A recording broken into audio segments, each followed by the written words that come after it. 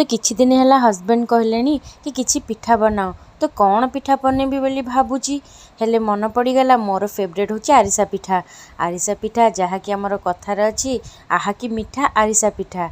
चलो जल्दी जल्दी आरिसा पिठा बनैबा। तो मु केमिति आरिसा पिठा बनाऊँगी मो प्रस्तुति रे चलो देखिबा। मु एठी राति सारा चाउल भिगेया को रखी देथिली। चाउल मु बहुत अल्प क्वांटिटी रे नउची कारण आम फैमिली रे बेसी केही नाहांती तो मु ताकू छाणी भल भाबे फैन ने सुखई देथिली। चाउल सुखी गला परे मु एठी गोटे भल पाउडर बनै देली ग्राइंडिंग करिकी चाउल को हेतारे किछि गोटा न रहू बोली ताकू चलै देथिली। चलै सारिबा परे मु गोटे कढ़ई बसै देथिली। आ मु एठी यूज करूची देसी हांडी गुड़।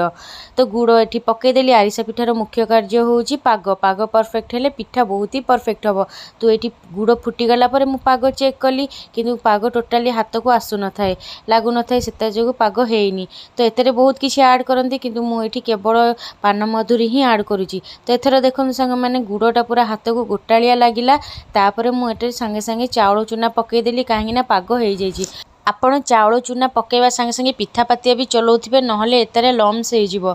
तो मु भल भाबे आको पिठा पातिया चलेकी मोर हेइ जाइथिला पाग ताकू थाली रे काढी की ठंडा कर देली। एबे मु कढ़ई रे तेल ऐड करके ताकू हाथ रे बनेकी मु ताकू छाणीली।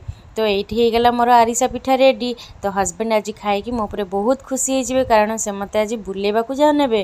तो हस्बैंड को खुशी करबा को हेले भल भल खाइबा और तांको मन पसंदर खाइबा बनेकी दबा को ही पड़िबो नहले आम काम हबो केमिति आम मेकअप जिनस आसीबो केमिति आमर सब जिनस आसीबो केमिति। तो सांग माने वीडियोटी जदि मोर भल लागुथिबो ताहले लाइक कर देबे सब्सक्राइब करिया को जम्मा भी भूलिबेनी कमेंट रे जणेबे मो पिठा केमिति हेइची बोली।